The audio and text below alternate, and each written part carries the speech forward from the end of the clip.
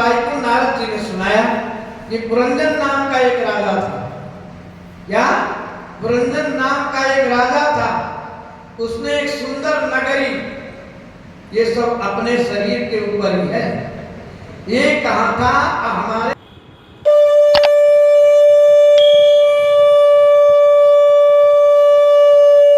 शरीर के ऊपर है। पुरंजन नाम का एक नागर राजा था। उसने एक सुंदर नगर जोधपुर जैसा बसाया।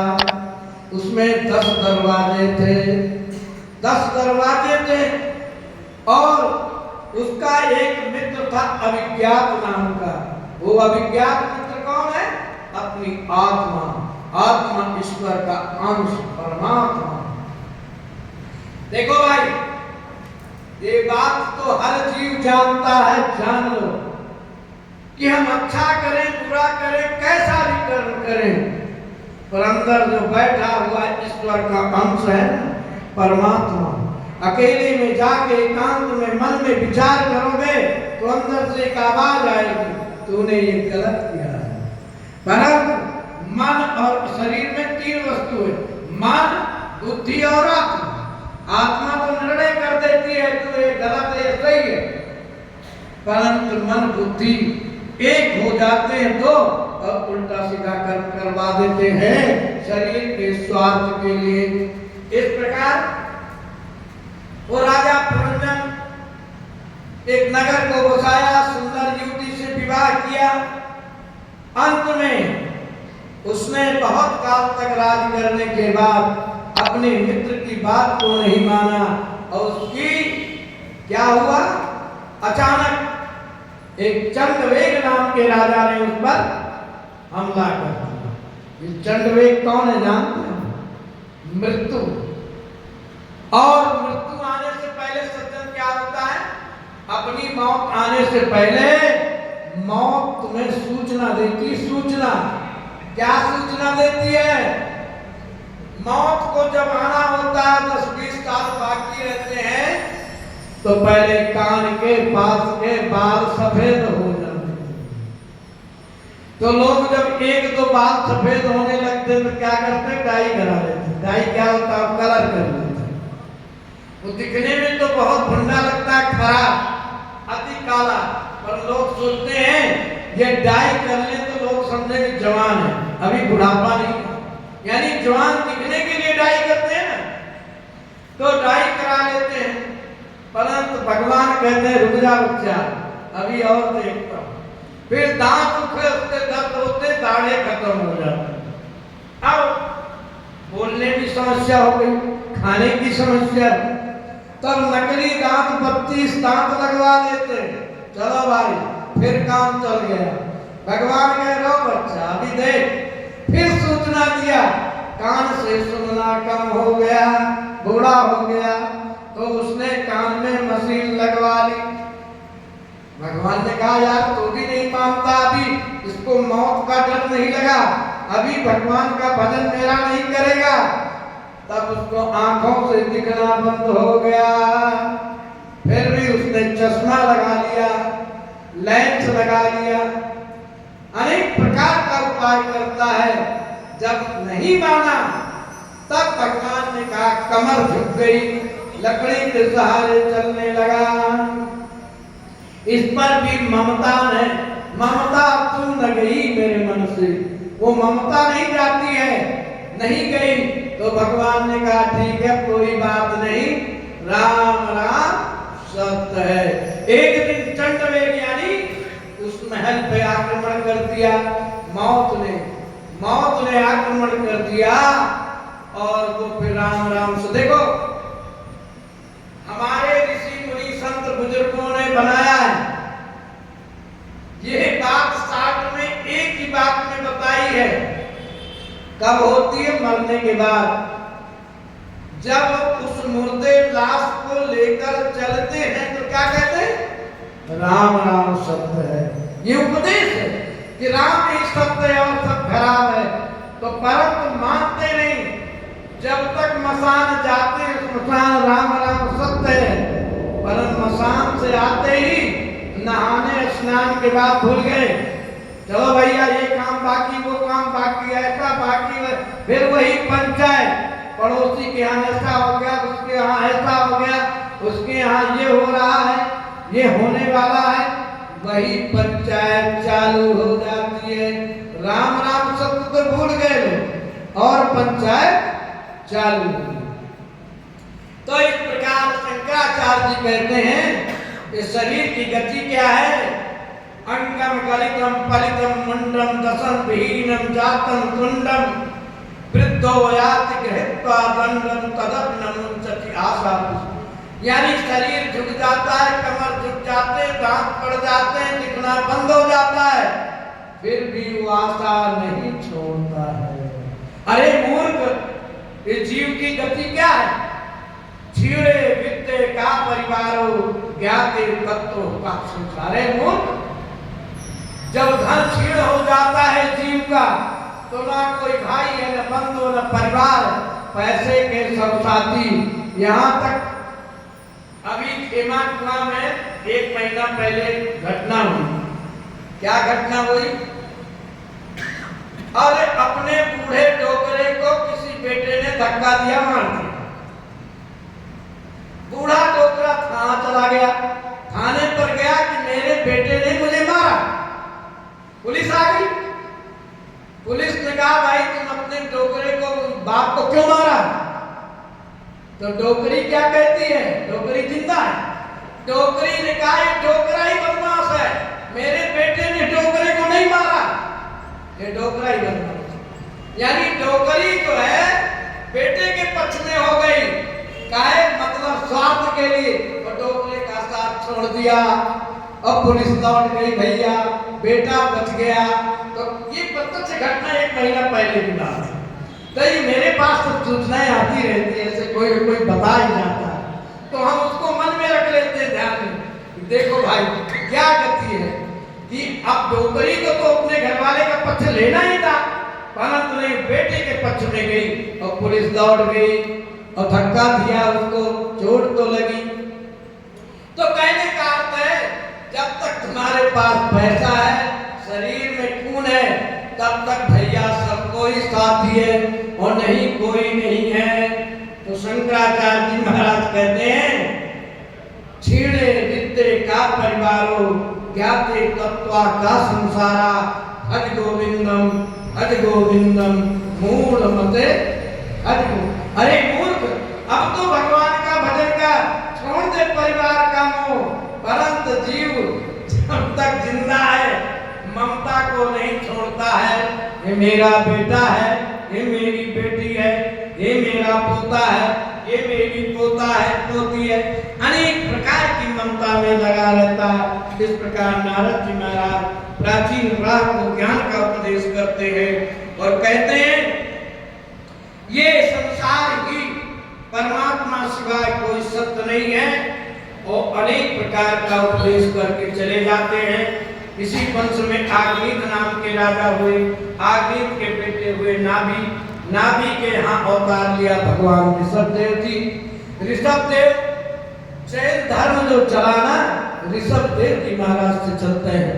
ऋषभदेव जी महाराज के 100 बेटे हुए, बहुत काल से धर्म पूर्वक, धर्मात्मा पूर्वक, धर्म पूर्वक राज करते हुए फिर अपने बेटों को राजा बना करके महाराज ऋषभदेव जी कहाँ चले गए? जंगल में, मुख में पट्टी बांध के, कान में भी बांध करके जंगल में भगवान का भजन करते थे। परमहंस गति कहते हैं, जो कोई खिला दे तो खा लेते और ना किसी से बोलना ना चालना, बहुत काल तक जंगल में भजन करते रहे। अंतों में जंगल में आग लग जाती है और सारा शरीर को छोड़ करके स्वधाम चले। बोलो सच्चिदानंद भगवान की जय हो। इस प्रकार सज्जनों, ऋषभदेव जी ने अपने सबसे बड़े बेटे को राजा बनाकर जंगल में जाकर शरीर का त्याग किया भजन करते हुए। अब भरत जी महाराज बहुत काल तक धर्म पूर्वक राज्य करते हुए बड़े धर्मात्मा थे। उनके भी कई बेटे हुए और जब उनकी 60 साल से ऊपर अवस्था हो गई तो अपने बेटों को राजा बना करके, बेटे को राजा बना करके भरत जी महाराज जंगल में जाकर के, कहां पर, बिहार और नेपाल के बॉर्डर पर हरिहर क्षेत्र है, एक तीर्थ है, गंगा और गंडकी नदी वहां पर मिलती है दोनों आपस में। तो उस क्षेत्र में वहीं पर कुटिया बना के भरत जी महाराज घाट की झोपड़ी बनाकर भजन कर रहे थे। रोज 10,000 गायत्री मंत्र का जाप किया करते थे सज्जनों।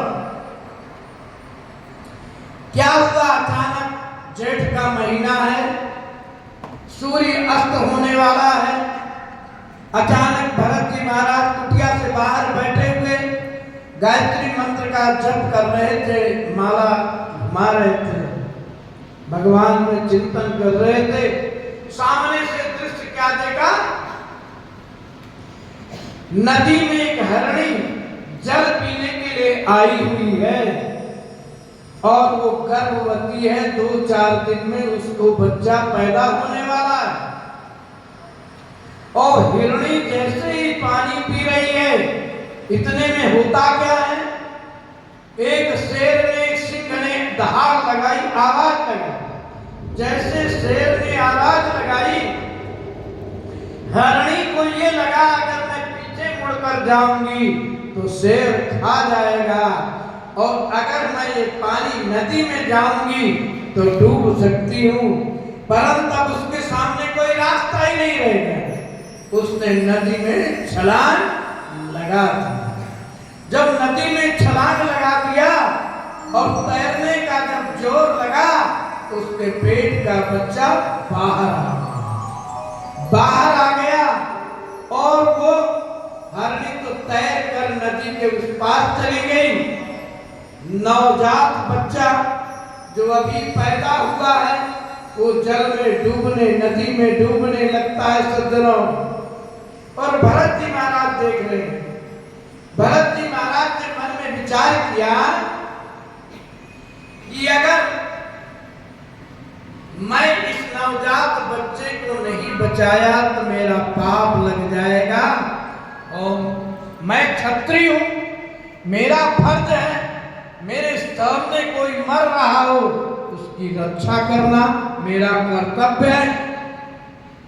तो माला को तो नीचे रखा और छलांग लगा दी नदी के अंदर और तैर कर गए। वो हरणी के बच्चे को उठा करके लाया, खरपतवार लाकर आग जलाई, बच्चे को सिकाई किया, बच्चा ठीक हो गया, जिंदा रहा। अब महाराज माला छोड़ करके सुबह शाम उस बच्चे की सेवा में लगे, उसको खिलाते हैं, पिलाते हैं, स्नान कराते हैं, उसके साथ घूमते हैं, रमते हैं। जहां 10,000 गायत्री मंत्र का जप किया करते थे, आज 1,000 है। क्या हुआ, भरत जी महाराज अब उस बच्चे के लाड प्यार में लग गए, उनकी आसक्ति हो गई। देखो भाई, संसार में रहना या कहीं रहना कोई बुरा नहीं है, परंतु सब में रहते हुए कैसे रहना चाहिए, आसक्त नहीं होना चाहिए। अरे ये बेटा है, बेटी है, पोता है, पोती है, मकान है, बंगला है, गाड़ी है, इसके बगैर हम नहीं रहेंगे, यही आसक्ति है तो ठीक है, परमात्मा की मर्जी है, नहीं तो राम राम सत्य ही है, ऐसा भाव रखते तो साधु संत महात्मा इसी भाव से निवास करते हैं। कोई मठ में हो, मंदिर में हो, आप अपना कर्तव्य समझ के सारे कर्म करते रहते हैं, परंतु उसमें लिपायमान नहीं है तो ठीक है, नहीं कहो अभी आग लगा दे, चल भाई आई मौज वकील की दिया झोपड़ा फूक, चल भाई ये न सही दूसरी जगह से, कोई ठेका थोड़ी खेमा कुआ गले रखता है। तो संतों का ऐसा होता है, अपना कर्तव्य फर्ज करते रहो, आसक्त नहीं होना चाहिए। अरे एक दिन घर छोड़ा नहीं जा रहा, एक दिन गए हाथ मुंबा क्या हो जाएगा, ये नहीं भाई, जो हो रहा है इस पर ही करो। अभी तुम्हारे लकवा मार जाए, एक्सीडेंट हो जाए, अभी मुंह से बंद हो जाए, हॉस्पिटल में भर्ती हो जाओ, अनेक बीमारी लग जाए तो क्या करोगे, फिर क्या करोगे? है कोई उपाय? ये भगवान की इच्छा से सब हो रहा है। भगवान भैया जो कराना वो करा ले, नहीं कराना तो जो है हरी इच्छा। तो हम लोग यही सोचते हैं भगवान की मर्जी है, जैसी मर्जी। जब घर से त्याग कर निकले तो हमने यही कहा था, हे परमात्मा तेरी मर्जी कहाँ ले जाएगा, और जो तेरी मर्जी करा ले। तो भैया जैसा भी रखे उसकी इच्छा है, तो इस प्रकार से आसक्त होना ही बुरा होता है। आज राजा भरत को राजपाट छोड़कर आए थे, परंतु हिरण के बच्चे में मोह हो गया, आसक्ति हो गई। गोस्वामी तुलसीदास जी ने बड़ा सुंदर लिखा है, क्या? मोह सकल व्याधि निकर मूला, अजहिते उपजहि बहुविधि सूला। यानी सारे दुख की जड़, व्याधि की जड़ क्या है? मोह। अनेक प्रकार की व्याधि, जितने भी दुख हैं, सबका कारण मोह। मोह यानी आसक्ति। आसक्त होना ही बुरा है। कोई कर्म खराब नहीं, परंतु उसमें आसक्त हो जाए नहीं। अरे गुटखा मिल गया ठीक है, बीड़ी मिल गई ठीक है, नहीं बीड़ी नहीं, अफीम नहीं मिलेगी, शराब नहीं मिलेगी तो हम जिंदा नहीं रहेंगे, हमारा शरीर नहीं काम करेगा। यही आसक्ति है। मिल गया तो ठीक, साधु संतों का क्या है जानते हो? यही रहना है। कभी मुट्ठी चना, कभी मुट्ठी गोभी बना, यानी कभी तो खा रहे हैं सिरा पकौड़ी मालपुआ, और कभी तो राम राम सत्य भूखे भी रहना पड़ता है। कोई बात नहीं, भगवान की मर्जी, जैसा रखे उसी में मंजूर है। परमात्मा तुम जैसा रखो वैसा ही मंजूर है। देखो हमारे जीवन की घटना हम बताते हैं। मैं 2 दिन से बंबई से चला, रात्रि में गाड़ी में, और 24 घंटे हुए, नहाया नहीं, खाया नहीं, पिया नहीं। जयपुर पहुंचे 12 बजे रात्रि को, गाड़ी से उतरे, स्टेशन पे स्नान किया, सर्दी का समय था। अब हमने सोचा कि बाहर चले देखें कोई होटल वगैरह होगी शाकाहारी तो भोजन किया जाए। बाहर आए तो देखा कोई होटल ही नहीं, सब बंद है और सुनसान दिख रही गली। मेरे सामने से एक आदमी निकला जो 4 खाने का टिफिन बड़े वाले, जिसमें एक के 4 आदमी का भोजन, और वो 4 खाने का टिफिन लेकर निकलता है और सामने से आकर कहता है महाराज भोजन करोगे? मैंने मन में उससे कहा, मन में भी सोचा भोजन की तलाश में तो मैं आया और भोजन लेकर सामने से आ रहा है। हाँ, हमने कहा भोजन करेंगे भाई। तो काजू बादाम रसगुल्ले की तो सब्जी, और इस प्रकार की सब्जी की हमने जीवन में कभी खाए नहीं होगा। 3 प्रकार की सब्जी और अनेक प्रकार रसगुल्ले, मिठाइयाँ और पूड़ियाँ, दुनिया भर का पकवान। हमने तो 4 पूड़ी 1 सब्जी लिया और खाया। तो हमने कहा देखो स्टेशन पे और कोई हो तो खिला दो।